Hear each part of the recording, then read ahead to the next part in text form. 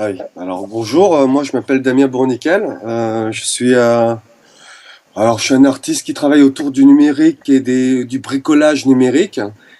Et, euh, j'ai connu à Black Box. À un moment donné, nous partage. Enfin voilà, je tenais à l'époque un atelier de sérigraphie dans un lieu qui s'appelait le Théâtre de Verre et je les ai rencontrés. Là, j'ai rencontré Vincent et Morin.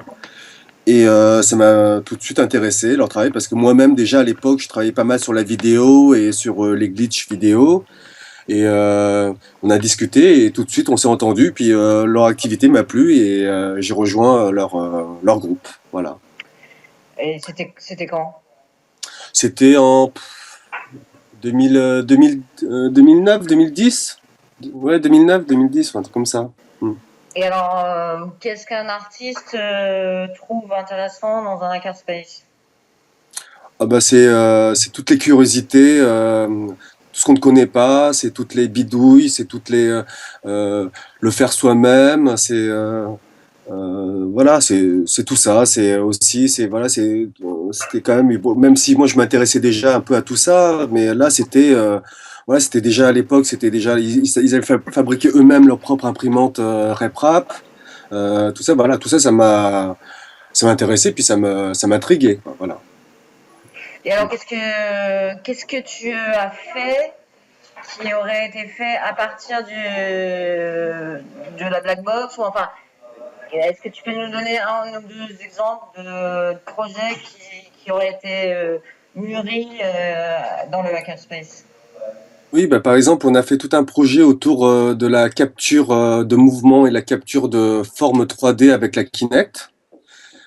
Ça, c'est sans leur aide, j'aurais pas pu réaliser cette chose. Et c'est une chose qu'ensuite on a montré lors d'un grand événement franco-chinois à- au Grand Palais à Paris. Voilà. Et donc, il s'agissait de filmer pendant les répétitions, les chevaux, enfin les spectacles, les répétitions de spectacles, et ensuite nous les diffusions en live, accompagnés de musique pendant l'événement. Donc, Voilà. comme une sorte de double du spectacle en train de se faire, quoi. C'est ça, ou comme un récapitulatif, parce on passait à la fin. C'était une D'accord. sorte de voilà de récapitulatif de la soirée en musique retransformé aussi quoi, parce que c'était pas fidèle non plus. Ouais. Et donc, c'est des compétences techniques, mais c'est aussi une sorte d'esprit collaboratif. Oui, oui, oui, bien sûr. Et puis en fait, c'est des sortes de, voilà, il y en a un qui propose une idée, les énergies se rassemblent. Il y en a, on peut pas emmener tout le monde dans son idée, mais il y en a suffisamment qui s'y intéressent pour ensuite créer un petit groupe pour être efficace, quoi, dans l'action. Bon. Hmm.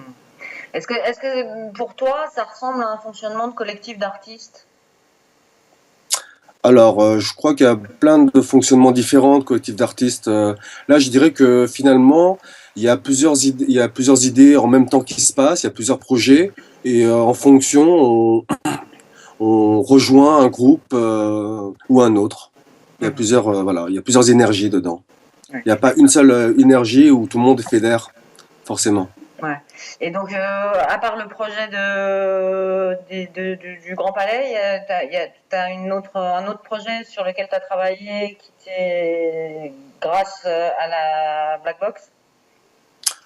Euh, oui, il y avait eu le Muséomix qui était intéressant comme projet. C'était le fait de, c'était alors le Musée des Arts Décoratifs de Paris qui nous avait proposé de participer à un projet qui s'appelait Muséomix et qui consistait à réinventer la visite des musées. La Black Box avait été invitée à cet événement. En collaboration avec des écoles d'art et aussi des écoles d'informatique, on avait mis en place euh, des projets autour du numérique, mais autour d'Arduino, autour de petits robots de machins, enfin de, comment dire, de petites voitures télécommandées dotées de caméras et tout ça, voilà, pour réinventer une sorte de visite du musée. Voilà. Ouais. Et Voilà. c'est marrant parce que tu n'as pas du tout parlé de l'intérêt d'avoir des machines à disposition. Est-ce que ça, c'est, tu t'en fous? Non, pas du tout, mais c'est vrai que on s'aperçoit parfois que, alors, ce qui est très intéressant, c'est qu'on peut, en refaisant en faisant soi-même les machines, c'est vrai que on comprend beaucoup mieux le fonctionnement des machines et mais parfois ça va on peut pas dire que ce soit toujours très rapide, donc parfois il vaut mieux récupérer des machines qu'on modifie ou qu'on utilise un peu autrement que de refabriquer l'appareil du début jusqu'à la fin. Voilà. Donc en fait voilà. Parfois c'est voilà c'est aussi c'est un fab c'est plutôt un hackerspace parce que finalement on est plutôt dans euh, la modification parfois d'objets préexistants que dans la fabrication d'un objet de A à Z. Même si, par exemple, Morin a fabriqué sa RepRap du début jusqu'à la fin, mais c'est pas forcément toujours comme ça que ça se passe. Voilà. Est-ce que c'est une bande de copains? Oui, bien sûr. On a tous les mercredis soirs, on se réunit, on parle de projets, on parle euh, Euh, oui, de choses diverses comme ça. Mais voilà, c'est une bande de copains qui boivent un coup et qui parlent de technologie, d'art, etc. Est-ce que tu peux nous parler d'un projet que tu serais en train de réaliser et pour lequel tu t'appuies sur des compétences de la black box? Alors, je dirais pas que les projets que je fais en ce moment ça s'appuient pas vraiment sur les compétences de la black box parce que ça, c'est plutôt le data bending, c'est quelque chose que moi je pratique de mon côté. C'est pas quelque chose forcément que les autres pratiquent. Ils seraient plutôt dans du code machine. Alors que moi, je serais plutôt dans du bricolage de code, du hack de code. Je mets un peu la pagaille dans des codes qui ensuite me donnent des résultats assez étonnants et rigolos. Voilà. Je Est-ce suis que plutôt dans tu, une pratique plus, je suis dans une pratique plus moins savante parfois que d'autres. Voilà. bon, De la blackbox. Voilà. est-ce que tu te considères, enfin, tu te définis comme un artiste, comme un hacker, comme un artiste hacker? Enfin, je Oui, sais je dirais bien, c'est un peu artiste. pénible comme question, mais je te la pose quand même. Non, mais je pense que je serais plutôt un artiste hacker, voilà, plutôt. Parce que ce qui m'intéresse finalement, c'est plutôt c'est trouver des formes qui m'étonnent, des formes nouvelles. C'est moins les fonctions. C'est pas vraiment, voilà, je suis pas dans la direction des Fab Labs, du design, voilà, de l'outil fabriqueur. Voilà, je suis pas forcément dans cette mouvance-là. Ouais, t'es pas dans l'impression 3D du tout. Non, c'est vrai. Je sais, même, alors si, alors, par exemple, l'imprimante 3D m'intéresse quand elle fait de la musique, par exemple. Voilà. Comment ça, une imprimante 3D qui fait de la musique? Est-ce que tu pourrais nous montrer, pour finir, hein, un bout de data bending, quelque chose juste, tu vois, tu partages ton écran et tu lances un truc que t'as fait Ah oui. et on finit là-dessus. Ah oui, alors par exemple, là, c'était une page sur le data bending, pour ceux qui ne connaissent pas. Alors, il s'agit de... Alors, là, par exemple, sur cette page, c'est... Alors, le data bending, c'est un petit peu comme le circuit bending. C'est un petit peu, c'est ouvrir un fichier, par exemple, avec un éditeur de texte, pour aller mettre un petit peu le bazar dedans, puis voir ce que ça donne. Ou bien pas, une autre technique existe, celle que j'utilise principalement, ce qui est par sonification, c'est-à-dire on va, on va prendre un fichier image ou un fichier vidéo ou même un programme qu'on va sonifier via Audacity et en appliquant des effets dessus ou en modifiant ou en coupant, voilà, on va avoir des résultats très différents, très étonnant. Alors, par exemple, sur ce site-là, Question Something, voilà, il a répertorié un peu tous les effets sonores sur des images, ce que ça provoque. Par exemple, en sonifiant une image comme celle-ci, il y a appliqué un effet écho, et voilà ce que ça donne, une répétition comme ça du motif. Donc, il a fait comme ça un peu avec tous les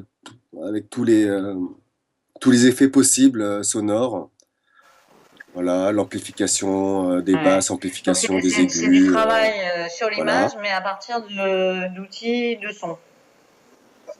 Ok. Voilà, c'est ça, exactement. Et ça rejoint un peu. Alors après, j'ai fait des recherches, mais c'est vrai que c'est tout ça, c'est un petit peu le principe de sonifier des images. Ça remonte à très loin, depuis même avant l'invention du fax. Ça a été un des premiers moyens Ouais. de communiquer des Et alors images. montre-nous un truc à Voilà. toi, Le Damien. son. Oui, bien sûr. Oui, oui, oui. Alors, alors ça, c'est mon projet, les portraits audacieux. Ce sont donc sur ce principe-là, j'ai inventé un procédé qui consiste à demander à des artistes sonores une photo d'identité que je sonifie. Et cette photo d'identité, le son résultant de cette sonification, je leur transmets et à partir de ce son, ils doivent me faire une composition Donc sonore. toi, tu transmets à Voilà. l'artiste sonore le son de son Oui, image, quoi. Et à partir de c'est ce ça, portrait exactement. sonore, lui, Et il fait une composition originale. exactement. Et ensuite, après, cette composition sonore, je la retransforme, enfin, je la repasse en image. Et voilà ce que ça me donne. Donc, par exemple, Charles Penquin ici. Voilà. Alors, je Ouais. peux vous faire écouter, peut-être pour voir un petit peu rapidement. Tiens, c'est ma mère qui m'envoie un mail. Voilà. Par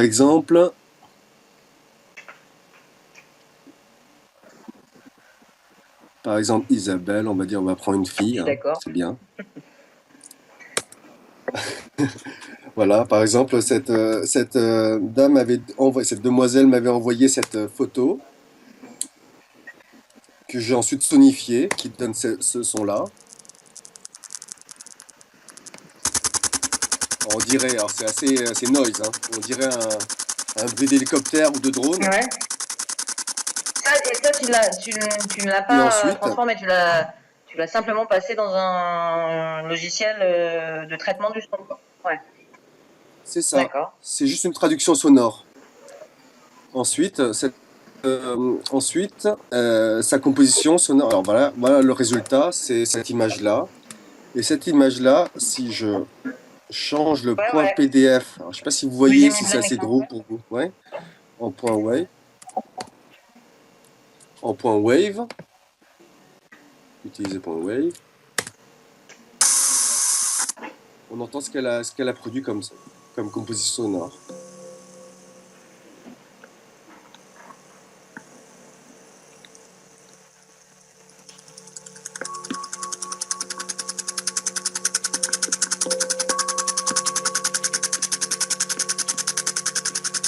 Ça, c'est elle à partir de son sonore que tu lui as envoyé, quoi. Voilà. C'est ça, c'est sa composition. Et, euh, et ensuite, si je passe au point wave en point PDF, comme j'ai fait contrairement au début, voilà, on obtient de nouveau l'image, quoi, voilà. Et c'est le même fichier, donc c'est un fichier hybride qui a Ouais. la fois son et image. Bon, super. Voilà. Je te remercie beaucoup. Il faut qu'on enchaîne parce que tu sais qu'on est en plein marathon et que donc Oui, ce n'est que le début de la soirée. Merci beaucoup, très Damien, bien. et see you soon.